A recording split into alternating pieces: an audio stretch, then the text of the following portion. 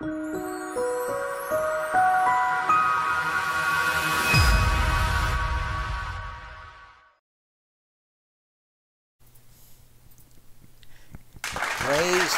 name of Jesus. Happy Lord's Day once again sa inyo po lahat. Kapit natin sa ating Panginoon. All of the members of this church, Jesus Christ, One Lord, One Gospel, happy Lord's Day po. Bawat isa po sa inyo. And of course, siyempre po sa amin po mga taga-subaybay, sa amin po mga subscribers and followers of this channel po na ito, which is also our Sunday online service, at ganun din ang ating weekdays po na ginagawa rin po natin na every Thursday. But today, atin pong ipagpapatuloy po ang ikalawang bahagi na siyang atin pong nabinbin nung nakaraan po, no? At bago po natin po ito ipagpatuloy po ay tayo po muna ay minsan pang humingi ng patnubay at habag po sa ating pong dakilang Ama para po tayo samahan po ng ating Panginoon para po sa araw po na ito ng ating muling pagpapatuloy ng kanyang pag-aaral ng kanya pong banal na salita. Samahan po ninyo ako, samahan po kayo naroon. Tayo po'y manalangin, yumuko po tayo at tayo po'y dumulog sa ating Panginoon. Aming Ama, sa oras po na ito, sa ngalan ng iyong anak na si Jesus ay una sa lahat, Panginoon, ikaw po ay aming pinupuri, ikaw po ay aming pinaparangalan, kayo po, Panginoon, ay aming pinululuwalhati, Panginoon, para po sa amin, Panginoon. Maraming salamat sa pagkakataon na binigay mo po muli sa amin sa araw na ito upang ikaw ay matitas, mapatubihan, maparangalan sa pamamagitan ng aming po mga pag-aalay ng pagsamba, sa pamamagitan ng aming mga pagpupuri sa iyong banal na pangalan, pagpupuri sa iyong kabutihan, pagpupuri sa iyong kagandahang loob. Salamat, Panginoon, sa lahat ng ito na ibinigay mo po sa amin. Muli, Panginoon, kami po taos-pusong nagpapakumbaba sa lahat ng aming po mga nagawang kalikuan, kahinaan na gumapi po sa amin. Patawarin mo po kami, O Diyos, sa lahat ng aming po mga kasalanan at marapatin po ninyo ng inyong banal na dugo, aming Panginoong Hesus, ang siya muling maglinis sa bawat isa po sa amin. Aming idinadalangin po sa inyo, Panginoon, sa pagkakataong ito rin na daluyan mo kami, Panginoon. Ang lahat ng nanonood, Panginoon, ay mangyaring, Panginoon, ang iyong banal na Espiritu, Panginoon, ang siya magbukas ng kanila pong mga Panginoon. Magbukas ng kanila pong mga puso sa katotohanan na kanilang napapakinggan bukas po sa iyong banal na salita. Alisin mo ang lambong, Panginoon, sinungalingan. Alisin mo, Panginoon, ang anumang pandaraya na ginagawa ng kaaway na hindi makita nila, Panginoon, ang katotohanan ng iyong banal na salita. Salamat po, Panginoon. Kayo na po magpala sa bawat makakapanood ng mensaheng ito, Panginoon, ngayong araw na to, at kung kailan man po ito mapapanood, pahintulutan mo na mabuksan ng kanila po mga puso sa katotohanan ng iyong banal na salita. Maraming salamat. Inyong pagpalain ang bibig ng iyong alipin sa kanyang pagpapahayag ng inyong banal na salita. At ito po ang aming hinihiling at dinadalangin sa pangalan ni Jesus. Amen and amen. Okay, tayo po ibungasa po sa salita ng ating Panginoon. Once again, dahil ito ipagpapatuloy po natin, ating pong babasahin po in the book of Deuteronomy, chapter 30, verse 11 up to verse 14. Deuteronomy chapter 30, verse 11 up to verse 14 and verse 19. For this commandment which I command thee this day, it is not hidden from thee, neither it is far off. It is not in heaven, that thou shouldest say, who shall go up for us to heaven and bring it unto us, that we may hear it and do it. Neither it is beyond the sea, that thou shouldest say, who shall go over the sea for us and bring it unto us, that we may hear it and do it. But the word is very nigh unto thee, in thy mouth and in thy heart, that thou mayest do it.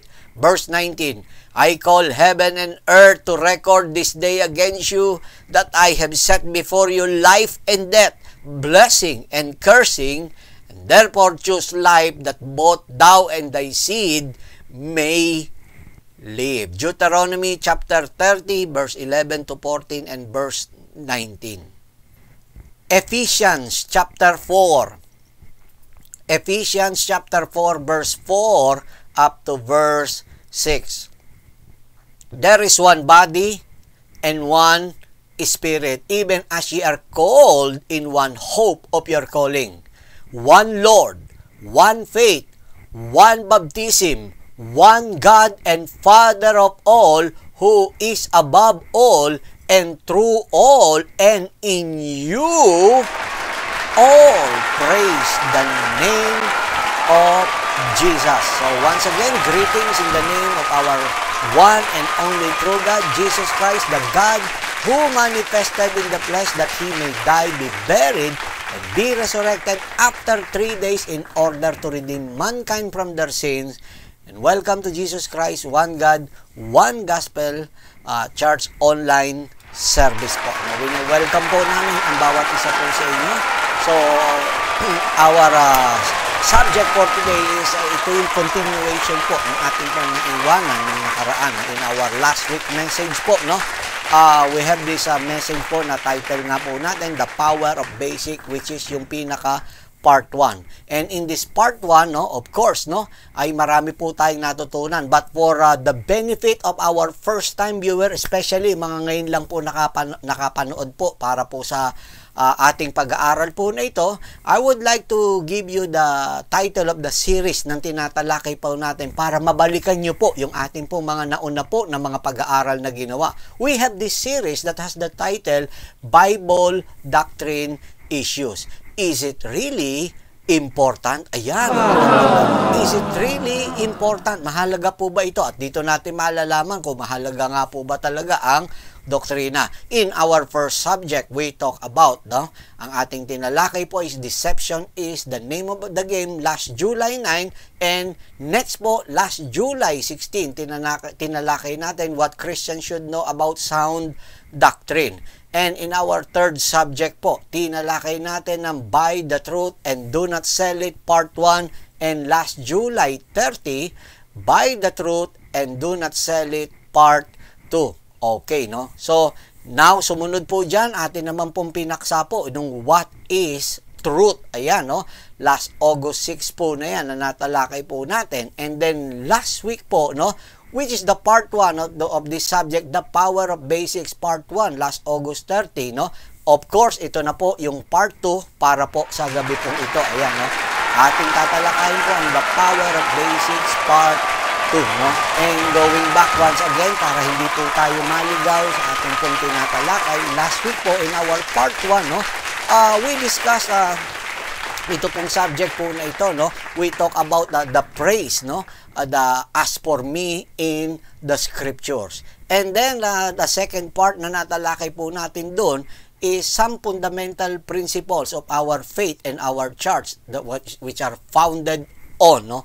Which is as I have mentioned, I may say the 7 powerful basics of our faith. Ano-ano po yan? Number 1 is one body. Tinalakay po natin yan last week. Sumunod po, one spirit. After ng one body is one spirit. And then after po ng one spirit is one hope. Ayan. After ng one hope, tinalakay natin, of course, one Lord. And after ng one Lord, ito po, yung tinalakay natin at dito tayo huminto sa subject po na ito na one faith. Praise the name of Jesus. Okay, so ngayon, no, in continuation, para po dito po, sa part po natin na ito, we will now talk about the remaining one, no, dito po sa mga nauna po na tinalakay natin yung nakaraan at ipagpapatuloy po natin ito pong bagay po na to. First, we will talk about ngayon po para sa araw po na to is the one baptism. One baptism. Okay, you really have to brace yourself sapagkat itong pag-aaral po natin about this subject po na one baptism, ito po, gamitin ko na po yung term na I really intend, no, na tumigil po tayo dun sa subject na one faith because the subject of one baptism, marami po tayong i-cover, of which ito yung maaring iba po sa inyo who are watching right now. You may be, I may say, this might be one of the questions that boggling in most of you who are watching right now. Maraming tanong patungkol po sa tinatawag po na baptism, no? Yung iba po ay parang baliwala yung baptism para po sa kanila. Parang ito pong baptism po na ito as if na ito po'y parang optional. Ayun parang gano'n, no? Ay tignan po natin, ulitin ko po, no, ay atin pong siyasatin po dito po, no. Ito po ang ibibigay ko po sa inyo. Ulitin ko po, sa usapin ng bautismo, lalo't bautismo sa tubig po, ang kinakailangan po na makapagbigay ng kasagutan, dilit walang iba kung hindi po ito pong salita ng ating Panginoon. Hindi sa ano pa man bagay po, no? Kahit po anong klaseng, kahit na napaka-intelihente ng sino mga ministro, ng sino mang pastor, kahit po napakagaling po at napakarami po nga tinatawag na academic achievements, no? O yan, no? Na masasabi po natin ng sino man po mga ministro po na yan. But it doesn't necessarily mean that you are academically successful, or we may say na talagang yun nga, successful at marami kang mga napag-aralan, ngunit hindi po papalit po yung nalalaman ng sino mang ministro o pastor. Natataas po yun dito po sa salita ng ating Panginoon. Ulitin ko po uli, tignan po natin dito po sa salita ng Diyos. Ulitin ko po, sa salita ng Diyos ang ating pagbabatayan po, na alamin po natin kung ang bautismo nga po ba ay optional po yan, ay masagot po anong klaseng bautismo ba ang dapat natin sundin. Maraming issue, pagtatalo-talo, usapin, no? Minsan parehong mananampalataya, parehong sinasabi, naniniwala sa Bible. Pero dapat, pag sinabing naniniwala po tayo sa Bible, ito dapat natindigan, natayuan po natin. Dapat mabasa po natin sa salita ng Diyos. At yung makita mo, mabasa mo, mabasa natin lahat, yun po ang ating pong buong paniwalaan. Okay, let's talk about one baptism. Now, I want you to understand that baptism is not an option. Yan. Baptism is not an option. There is no such thing, whether it be a concept or a teaching in the Bible, as a non-baptized Christians. Ayan. Uulitin ko po uli, wala pong konsepto po dito po sa Biblia, no, na masasabi po natin na isang Kristiyano ay hindi po siya nabautismuhan. Wala pong ganung konsepto. Now, para po sa lahat ng katanungan, sapagkat may pagkakataon naman, nakikita natin yan sa iba't ibang social media platforms na ginagamit po. There are some people, some group, or whether they be minister, I don't know if they are ministers. Kasi po parang mga reels lang yan Or walang problema naman kahit minister po sila. Or there are some churches, some groups, or denomination who hold with this belief na parang inihahalin tulad po nila yung lagi pong nagagamit po, ito pong kasama ng ating Panginoon na magnanakaw, isa sa dalawang magnanakaw sa Cross of Calvary. Iyan ang nagagamit po nila na sila po parang pinanghahawakan na tinatayuan na itong magnanakaw po na ito ay na hindi po na-baptize, hindi po nag-charge or whatsoever. Ang ginawa lang niya, siya po ay naniwala po no? At siya po ay naligtas at napasama sa piling po ng ating Panginoon. Natutuwa po tayo dun sa bagay po nun sapagkat siya po ay naligtas. Pero ating pong alamin at dapat busisiin, we have this subject, no? I think direct siguro pwede natin i-post, no? Para dito po yung parang ating pong pinaka-title nung ano po natin na yun na subject about the thief on the cross. Ayan, no? Para lang maintindihan nyo, you have to go back with our channel and then look at this. Ito po, ipopost po namin sa mga oras po na ito para makita nyo po at balikan nyo at panoorin ang sagot po patungkol po dun sa lahat ng mga tanong nyo po tungkol dyan sa magnanakaw po na yan. Okay, so going back, no, with our subject, no, as I have mentioned that baptism is not an option. There is no such thing or concept or teaching in the Bible as non-baptized Christian. That is very clear, no? John chapter 3 verse 5. Ito po ang pagkakasabi po ng Bible. John chapter 3 verse 5. Jesus answered, "Verily, verily, I say unto thee, except a man be born of water and of the Spirit, he cannot enter into the kingdom of God." So, the Bible states that there is only one baptism. Binanggit na po. So, if there is only one correct way to be baptized, ang tanong, ano po itong tama na pamamaraan ng bautismo? Kasi sinabi po, binanggit, there is only one baptism. So, pag sinabing one lang yung baptism, hindi po pwede maging 2, maging 3, maging 4, maging 5. Sinabi po, no, very clear, there is only one baptism, no? So, one correct way, there is only one correct way to be baptized. Ang tanong, no, eto po yan, no, what is it? Yan, no? So, ano po itong isang bautismo po na ito, no? Okay, una po sa lahat, no? First, no, we must be immersed in water. We must be immersed in water, that is the mode of baptism, no? Yan yung mode of baptism. Bakit ko po sinabi? Okay, tignan po ninyo. Una, bakit ko po sinabing that is the mode of baptism? Because Jesus was baptized by immersion. Alam po natin yan, ang Panginoon. Binaptize po siya by immersion. Pangalawa, because every baptism in the Bible was by immersion. When I say every baptism in the Bible was by immersion, ang ibig po sabihin yan, diretso po, huwag po tayo magagalit, maging sa mga kababayan po natin, na mga Katoliko po. Ang pagbabautismo po ay hindi po yan wisik-wisik. Ayan. Hindi po yan binibisikan. Ayan, napag-aralan rin po natin yan. We have a baptism series, no? Napakaganda po, no? Napag-aralan po natin at doon po natin dinitalye yung lahat ng bagay patungkol po sa bautismo po. At harinawa, ito naman ay hinango po natin buong buo at dalisay, no, sa salita ng ating Panginoon. Tanggapin po sana po natin na may pagpapakumbaba, liban na lamang po kung makita po ninyo na ako po'y nagdagdag po patungkol po sa aralin at usapin po na yan, no? So, every baptism in the Bible was by immersion. Talaga pong inilubog po talaga sa tubig, eh. And then thirdly po, because that's precisely what the word baptism means. Yun po talaga ang ibig po sabihin po talaga ng bautismo. Yung paglulubog po talaga na tinatawag po na yan. At pang-apat po, because it is the best portrayal, ano pa po? The best portrayal of a burial and resurrection. Ayun, ang ganda po. Nakita nyo, dyan pa lang makikita natin by the mode, no? O yung mode of baptism, dapat po paglulubog, no? Kung meron po na hindi po paglulubog ang pamamaraan ng bautismo, yan po ay definitely po, parang sa law of logic po natin, mali na po yung iba. So pagka wisik-wisik ang pinaggagawa, yung tatawag po na baptism. Kaya nga ang lino sa English nga, kung halimbawa ganun ang ginawa, sprinkling, eh.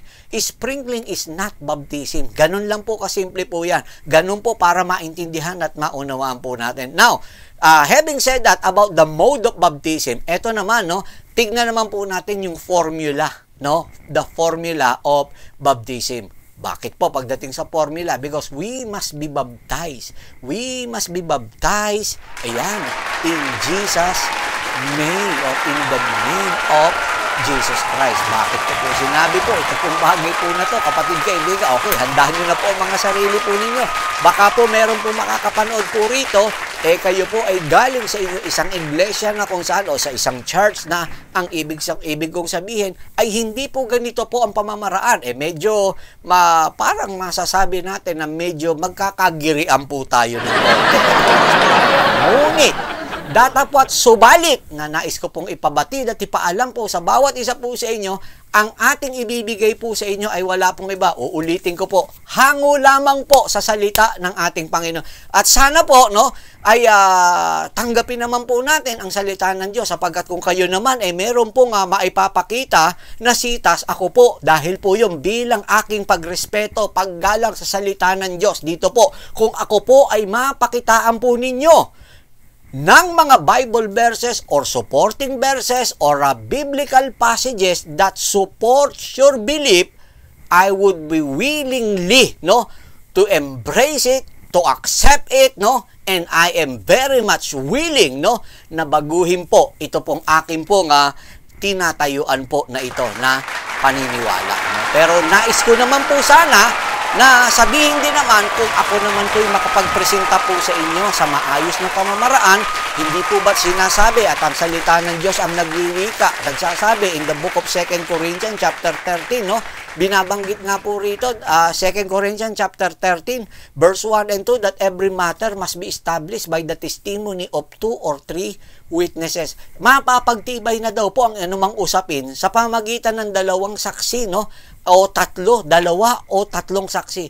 Ako po'y magbibigay po sa inyo ng higit pa po sa 2 o 3 saksi patungkol po sa usapin po na ito na bautismo na siyang ating pong tinatalakay. Sa Diyos po ang papuri at sa Diyos po ang kaluwalhatian.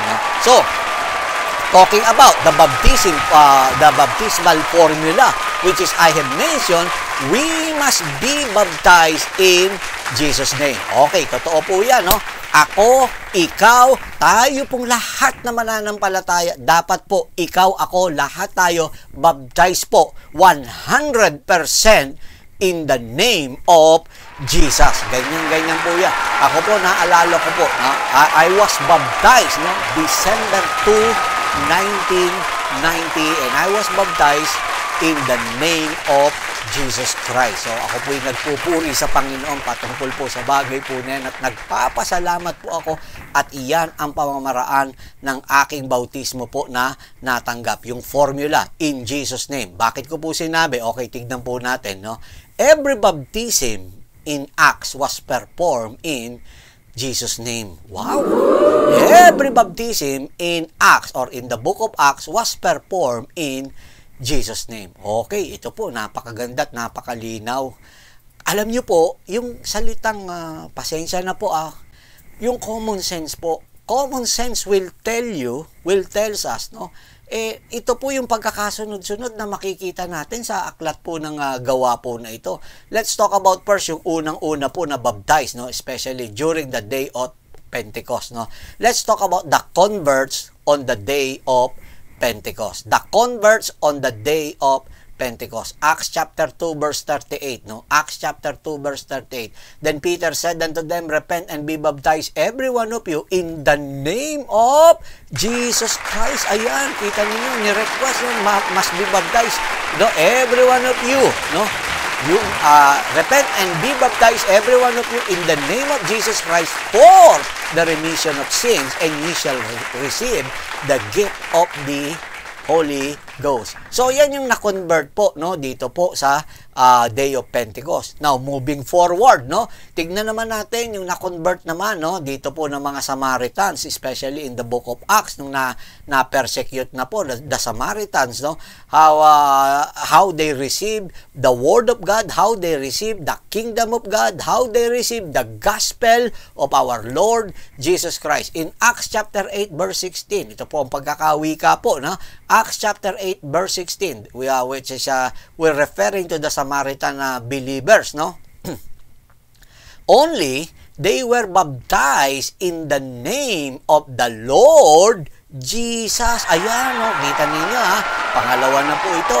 They were baptized. Dalawa na po ito. Tatanungin ko po kayo, kung sinasabi po ng 2 Corinthians chapter 13, verse 1 and verse 2, that every matter must be established by the testimony of 2 or 3 witnesses, dalawa na po binigay ko po sa inyo. Ang tanong, ito po ba'y mapapagtibay na o hindi pa? Of course, every matter must be established by the testimony of 2, okay, testimony of 2 or 3 witnesses. So, dalawa pa lang to. Okay, ngayon, sagarin na po natin. Ito naman, tingnan naman po natin itong sambahayan po ni Cornelius. Let's talk about the house of Cornelius, no?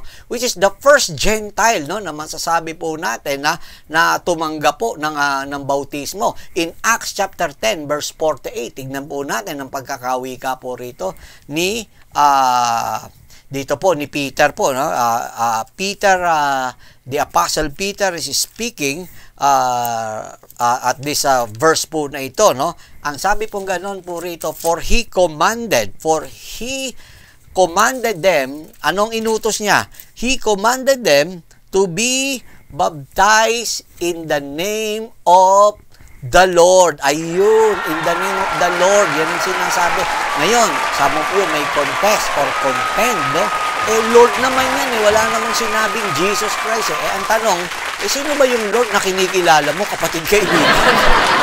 Hindi na po ganun kaisa. Common sense, no? Sino po ba yung Lord po na yan? Baka may iba ka pang Lord na kilala other than Jesus Christ. So, He commanded them to be baptized in the name of the Lord, meaning, na-baptize po ito in Jesus' name. Ganun lang po kasimple po yung bagay po na yan. So, ngayon 2 Corinthians chapter 13 verse 1, every matter must be established by the testimony of 2 or 3 witnesses. Ngayon, tatanungin ko po kayong aking mga tagapanood po, meron na po ba at po pwede na po ba nating mapagtibay po na ang bautismo po ay sa pangalan lamang ng ating Panginoong Jesucristo? Kayo po makakasagot po niya ng oo o hindi.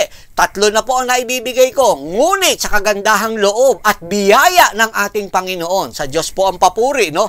Gagawin pa po natin higit sa 3 ang ibibigay ko po sa inyo. Ayan na makikita po natin dito po sa aklat po ng mga gawa. Okay. Dito po in the book of Acts again, no? Ito pong the disciples of John, no? Of course, definitely the disciples of John referring to John the Baptist, no? Ang sabi pong gano'n ng Acts chapter 19 verse 5, ito pong and they were baptized in the name of the Lord. Wow! In the name of the Lord Jesus. Ang linaw, kapatid kaibigan, no? Walang kaduda-duda. Ito po higit na, humihigit na po tayo sa 3. Ano? Ito po pang-4 na po na masasabi pa po natin, no? Pang-4 na po ito. Ito po, no? Humigit na po tayo sa 4. Tignan po natin, no? Yung pan-5 po na ito na sinasabi po, no? Ito pong bautismo po ni Paul. Ayan, no? Ito po ang pagkakasabi po, no? In the book of Acts chapter 22 verse 16, no? Let's look about the baptism of Paul. And now, ito na. And now, why tarriest thou? Ano pa ang pinagpapatumpik-tumpik mo at nagpapatagal ka pa? Arise and be baptized. Ito na. And be baptized and wash away thy sins. Anong sabing ganun? Calling on the name of the Lord. Ayun, tatawag sa pangalan ng ating Panginoon. Invoking the name or the authority of our Lord Jesus Christ. Tignan po ninyo sa book of Acts. Sagahan na po, kapatid kaibigan. Ngayon, no, para naman po sa ating po mga tagapanood sa mga oras po na ito, ako po'y namamanhikan po sa inyo po, no? At ako po'y nagsasabi po sa inyo ng may paggalang, no? Ako po'y hindi po nanunuya katulad ng aking sinabi kani-kanina lamang po, kung inyo pong maipapakita po sa akin na meron po tayong mababasa po sa aklat ng gawa na nabautismuhan sa ngalan ng Ama, ng Anak, at ng Espiritu Santo, buong pagpapakumbaba ko pong tatanggapin po ang bagay po na yan. Yan po'y aking yayakapin. Yan po ay akin pong tatanggapin dahil yan po ay salita ng Diyos na inyo pong ibibigay po sa akin. Ipakita nyo po sa akin. Sa inyo pong lahat, makapag-komento po kayo. Dito po sa ating pong comment section po natin na ito, magbigay po kayo. Of course, siyempre po, mag-subscribe po kayo para po, just click this red button po na yan at pagkatapos po, mag-komento po kayo. Ibigay nyo po sa akin yung verse po na meron pong nabautismohan sa aklat ng gawa sa ngalan ng Ama, ng Anak, at ng Espiritu Santo. At katulad ng aking sinabi po ay buong pagpapakumbaba na aking pong tatanggapin po yan, yayakapin,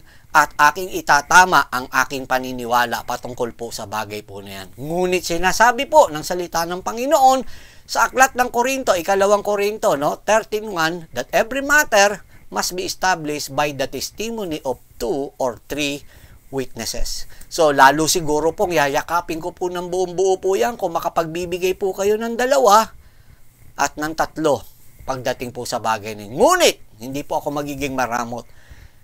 Isa lamang po ang akin pong hihilingin po sa inyo.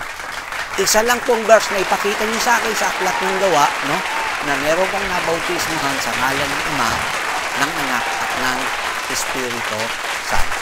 Okay, so malinaw po yan, ha. Sumunod po ay atin pong tignan po, no. Let's talk about the epistles, how they teach, no, baptism in the name of Jesus. The epistles teach baptism in the name of Jesus. In Galatians chapter 3 verse 27, Galatians chapter 3 verse 27, for as many of you as have been baptized into Christ have put on Christ. Ayan. For as many of you as have been baptized. Kanino kayo nabaptize? You have been baptized into Christ. So, because you have been baptized and have put on Christ, ayun ang sinasabi pong gano'n. Ibinihis si Kristo. Sino po ang nakapagbihis po kay Kristo? Abay, yung mga nabautismohan po kay Kristo. Yun. So, malinaw po yung bagay po na yan. Tignan po natin sa aklat naman po ng Roma, in the book of Romans, chapter 6, verse 3. Romans, chapter 6, verse 3. Know ye not that so many of us were baptized into Jesus Christ? Ay, ang linaw, kapatid. That many of us were baptized into Jesus Christ, were baptized into His death. Colossians chapter 1 verse 12. Colossians chapter 1 verse 12. Buried with Him in baptism. Ayun, buried with Him in baptism, wherein also ye are risen with Him through faith of the operation of God who had raised Him from the dead. Okay. So, kaya yan, napakalinaw po, no? Ang linaw po. Now, you may be asking, no, bakit gano'n? Puro ka in Jesus' name, in Jesus' name. Sapagkat yun po ang ating mababasa po, no? Wala po tayong dapat sundin kung ano po yung ating pong mabasa, kung ano po yung ating makita ng ating pong dalawang mata dito po sa salita ng ating Panginoon. And you may be asking, why in the name of Jesus? Because Jesus is the only name with the power to save us. Wala pong ibang may kapangyarihan, kapatid kaibigan, na makapagliligtas po sa atin po na pangalan, walang iba kung hindi ang pangalan ng ating Panginoong Jesucristo. Philippians chapter 2 verse 9 to 11. Philippians chapter 2 verse 9 up to verse 11. Wherefore God also had highly exalted Him and given Him a name which is above every name, that at the name of Jesus, every knee should bow, of things in heaven and things in earth and things under the earth, and that every tongue should confess that Jesus Christ is Lord. Hallelujah to the Lamb, to the glory of God the Father. So, tingnan ninyo, that at the name of Jesus, sa pangalan ng Panginoon, no? Why in Jesus' name? Because in the name of Jesus Christ, at the name of Jesus Christ, every knee should bow. Every knee should bow. Lahat ng may tuhod raw, no? Kahit sino yan, basta may tuhod po, no? Of things in heaven, basta may tuhod po sa kalangitan po, no? Of things in earth, dito po sa kalupaan po na ito, or things under the earth, sa ilalim po ng lupa po na ito, no? Ano po? And that every tongue should confess that Jesus Christ is Lord. Nandun po ang power. So, kaya kinakailangan sa pangalan niya po tayo mabaptize. And also in Acts chapter 4 verse 12, ito po ang pagkakasabi, neither is there salvation in any other, for there is none other name under heaven given among men whereby we must be saved. Praise God. So, makikita po ninyo ang linaw, kapatid kaibigan. Ang pangalan na makapagliligtas sa inyo, sa akin, sa ating pong lahat, ay wala pong iba kundi ang pangalan ng ating Panginoong Jesucristo. Kung wala pong pangalang ibinigay po sa atin, no, sa silong ng langit na makapagliligtas po, no, liban sa pangalan ng Panginoon, ang tanong ko naman po, bakit naman po kayo, kapatid kaibigan, no? Sa mga nakakapanood po sa atin sa mga oras na ito, bakit naman po kayo mahihiya na gamitin po ang pangalan ng Panginoon sa bautismo? Di po. Dapat natin gamitin sapagkat the moment we invoke, no, the power of the name of Jesus Christ in baptism, nandun po ang pagpapatawad po. Wala po sa literal po na tubig po na yun. By invoking the authority and the powerful name of Jesus Christ, as we receive that water baptism, we will be saved. Uulitin ko po, hindi po yung bautismo per se ang makapagliligtas, dahil kung po pwede, lahat na lang ng tao sa mundong ito ay palubugin na lang po natin. Pero hindi po ganun. Yung power po na nandoon, the power behind that water baptism is the name of Jesus Christ. Hallelujah to the Lamb. And next now we will talk about, alam niyo, hindi po hindi pwedeng mapaghiwalay po ito. The moment you talk about the baptism, no, one baptism, you are talking about the gospel, of course, the salvation, nandoon po yun. The power to forgive sin, nandoon po yun. Susunod po, after po, eto po, one God and Father of all. Hallelujah. One God and Father of all. Okay. Now, I want you to realize this. Each and every one of you who are watching right now, para po sa araw po na ito, no, sa umaga pong ito, tignan po ninyo, the Old Testament teaches there is but one God. Ulitin ko po uli, the Old Testament teaches there is but one God. Okay, ano ibig po sabihin po niyan? Okay, dito po tayo. Ang lumang tipan daw po, kapatid kaibigan, ay nagtuturo. Hindi po ako, wala po ako itinuturo po sa inyo. Akin lamang pong inuulit po yung sinasabi po ng salita ng ating Panginoon. Sinasabi raw po ng lumang tipan na ito po, ang lumang tipan po na ito ay nagtuturo na meron lamang pong iisang Diyos. And I will give you again, no? Sabi nga po ng 2 Corinthians chapter 13 verse 1 that every matter must be established by the testimony of 2 or 3 witnesses. Okay, tignan po natin. I will give you some few references in the New Testament kasi kakapusin po tayo. I can give you more. Promise po yan, no? Pero kukulangin po tayo. One time, tatalakayin ko po yan dito po. Bibigay ko lang po yung napakaraming verses po that's how shall I say this? How beautifully, no? It is written for us to understand and to embrace the biblical truths that there is only one God. Okay, Deuteronomy, no, chapter 32. Deuteronomy, no, ito po ang pagkasasabi po. Deuteronomy chapter 6 verse 4. I'm sorry. Deuteronomy chapter 6 verse 4. Ito po ang pagkakasabi po ng Bible. Malinaw po sa harap po natin, no. Deuteronomy chapter 6 verse 4. Hear, O Israel, hallelujah to the Lamb. The Lord our God is one Lord. Hear, O Israel, the Lord our God is one Lord. Yan po ang sinasabi pong ganun. Isipin po ninyo. Si Moses po ay nagtuturo na meron lamang pong iisang Diyos. Kapatid kaibigan, anong dahilan para tayo po ay hindi po maniwala kay Moises?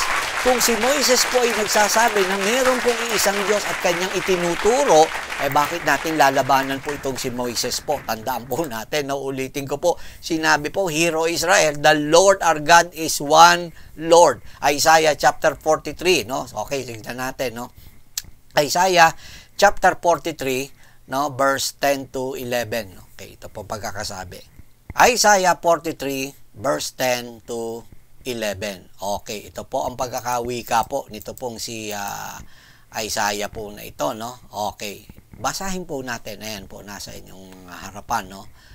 Ye are my witnesses, saith the Lord, and my servant whom I have chosen, that ye may know and believe me. Ayan, paniwalaan ninyo ako. Yan ang sinasabi ng ating Panginoon. That you may know and believe me, and understand that I am He. Before me, bago sa akin, there was no God formed. Walang nauna sa akin na Diyos. Ayan. Neither shall there be after me. Okay, wala nang susunod pa. Verse 11. Even I, am the Lord, and beside me, there is no Savior. Praise the name of Jesus. Wala na raw pong ibang Savior. Yan po ang sabi kong ganon. Ulitin ko.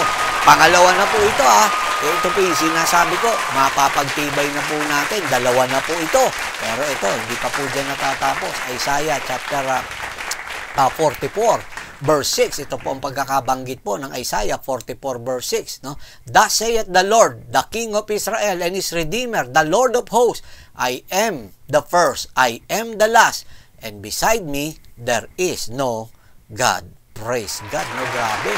Beside me, there is no God. Ganito lang po pag sinabi, beside me, pag sinabing beside me, dito, there is no God.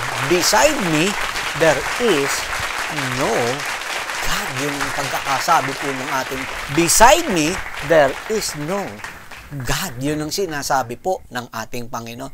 Ay, isipin po ninyo. Ito po'y malinaw na po, no? Kagaya ng sinabi ko po sa inyo, 1, 2, 3 na po ito. Okay, dagdagan pa po natin ng isa. Okay, para ito po, in the book of Malachi, chapter 2, verse 10. Malakay chapter 2 verse 10. Malakay chapter 2 verse 10. Have we not all one Father? Grabe, isa lang daw pala ang tatay at ama natin, no? Have we not all one Father? Had not one God created us? Wow! Kaya pag sinabi pong had not one God created us, going back to the Genesis, no? During the time ng creation, sinasabi po at pinagtitibay ni Malakay na meron lamang daw pong iisang Diyos na lumalang po sa atin. So, ibig sabihin, yung lumalang po sa Genesis po, hindi po ito tatlo. Yan, no? Malinaw po yun. Isa lang po, had not one God created us. So, in short, no? Listen to this. The Old Testament speaks of God in terms of being one. Ayan, no? So, yan po ang sinasabi po, no, in the Old Testament, ay kanya pong tinutukoy po, patungkol po sa Diyos, ay isa lamang po ang Diyos po, nung lumang tipan na kinikilala po, no? At maraming pagkakataon po, ang Biblia po, makikita po natin, binabanggit po ito pong term na Holy One. Yan, no? Holy One, no? I cannot show you the scriptures, kakapusin tayo ng oras, but I can give you Psalm 71 verse 22, Psalm 78 verse 41, Isaiah chapter 1 verse 4, Isaiah chapter 5 verse 19, Isaiah chapter 5 verse 24. Ang binabanggit po diyan, ang tinawag po at sinasabi po ng Biblia po, Holy One. Holy One. Wala po kayo, no? Pasintabi po sa inyo pong lahat na mga nanonood sa oras po na ito. Wala po kayo makikitang Holy Two. Ayan, no? At wala po kayo makikita na Holy Three at wala rin pong Holy Many. Yan. Kasi po, yun po ang Holy One lang po binanggit. Huwag po tayo magdagdag po. Wala po kayo makikita. Kung may maipapakita po kayo sa aking Holy Two, Holy Three, or Holy Many, uulitin ko po, buong pagpapakumbaba ko pong tatanggapin niya. Yakapin po yang maipapakita nyo pong sitas po na yan o salita ng ating Panginoon. Now, if the Old Testament teaches that there is but one God, even the New Testament, listen to this, the New Testament teaches there is but one God. Okay, tignan po natin sa bagong tipan po ito, itong bagay po na to, Romans chapter 3 verse 30. Romans chapter 3 verse 30. Seeing it is one God. Naku po, malinaw na po ito. Grabe, kapatid kaibigan. Seeing it is one God, which shall justify the circumcision by faith and uncircumcision through faith. Kita ninyo, umpisa pa lang, seeing it is one God. Yan na po pagkakasabi po ni Apostol Pablo. Ano pa po? 1 Corinthians chapter 8 verse 4 and verse 6. 1 Corinthians chapter 8 verse 4 and 6. As concerning therefore the eating of those that are offered in sacrifice unto the idols, we know that an idol is nothing in the world, and there is none other God but one. There is none other God but one. Verse 6, ito po. But to us, there is but one God. Sino yung one God na yon? The Father, of whom are all things, and we in Him. Yan ang sabi ko. So, halinaw-linaw po yan, kapatid kaibigan. Ang katotohanan na yan na ibinabahagi po sa atin. And in Galatians chapter 3 verse 20, let's read this. Galatians chapter 3 verse 20. Now a mediator is not a mediator of one, but God is one. Yun po ang sabi, kapatid kaibigan. Alam niyo, pangatlo na po ito. Kayo po ang tatanungin ko, kayo pong lahat na nanonood at kasama po natin sa mga oras po na ito. Every matter must be established by the testimony of 2 or 3 witnesses. Tatlo na po ito na naibigay ko po sa inyo, ha? Okay, ito po ba'y mapapagtibay o hindi? Ayon po sa 2 Corinthians chapter 13 verse 1. Tatlo na po ito. Tatayo at tatayo na po ito. Ngayon, lagpasan na natin, gawin nating 4. Ito pa po, 1 Timothy chapter 2 verse 5. 1 Timothy chapter 2 verse 5. For there is one God. There is one God. Ayan, kalinaw, kapatid kaibigan. Pang-4 na po yan. For there is one God. Yan yung sabi pong gano'n. At panglima po, ito po, James chapter 2 verse 19. James chapter 2 verse 19. Thou believest that there is one God. Ayun na, grabe, no? Thou believest that there is one God. Thou doest well. Ayun tignan po ninyo sabing, the devils also believe and tremble. Praise God. Kita ninyo, kahit nga raw po ang demonyo naniniwala, no? Na iisa ang Diyos, no? Kaya nga yung iba po tuloy, sa kanilang pamimiloso po, dito po sa sita, sa salita po na ito ng Diyos, tignan po ninyo, ang pamimiloso po ng iba na hindi po matanggap itong sinabi po na ito ni James chapter 2 verse 9. Thou believest that there is one God. Ang sabi po ni James, thou doest well. Mabuti yan Ay, hindi po sinabing mali. Hindi po sinabi po ni Santiago, ni James na, ay, mali yan. Naniniwala ka ba sa isang Diyos? Ay, mali yan. Wala po sinabi, mabuti yan. No, yun ang sabing gano'n. Naniniwala ka ba sa isang Diyos? Ay, masama yan. Wala rin po sinabing gano'n Ang sabi po ni Santiago, ni James, thou believest that there is one God, thou doest well. Mabuti ika yan. Bakit naging mabuti? Ito sabi nga pong gano'n, the devils also believe. Ang demonyo daw, no? Naniniwala, no? And tremble, nanginginig pa. Bakit ko po sinabi?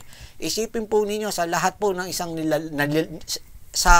ang isa sa nilalang ng Panginoon na unang-unang nakakita na iisang Diyos, wala po iba kundi yung mga demonyo po na sinasabi, who were former angels ng ating Panginoon. So that is why they know that there is only one God, na wala pong dalawa, walang tatlo, walang apat, walang lima. Alam po ng mga anghel, no? Ito po yung mga former angels po ito no? Ito po mga devils po na ito na sinasabi, or demons po na yan. They were former angels ng ating Panginoon. Pero makikita po natin, as we can see, the entirety of the Bible, the Old Testament, the New Testament, instruct and teaches us strict, no, about one God belief na sinasabi po. Praise the name of Jesus. So, the one God message has always been identified with God's people. Hindi po pwede po mahiwalay po yung bagay po. So maraming salamat to all of the members of this church, friend churches, followers, and subscribers of this YouTube channel. That's our message for this Sunday online service, and I hope it was a blessing to you, and I hope you will be back with us by next week po, August 27.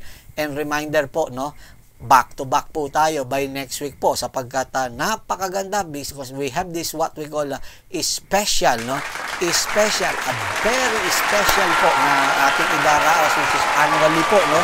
Ito po yung dinadaos po natin. Ito po ating pong family day event po na ito, which is, this is going to be the 6th season. Ayan, no, ano po, which has the title na One More Try. Praise God, no? Okay, that is our annual family day event, season 6, no?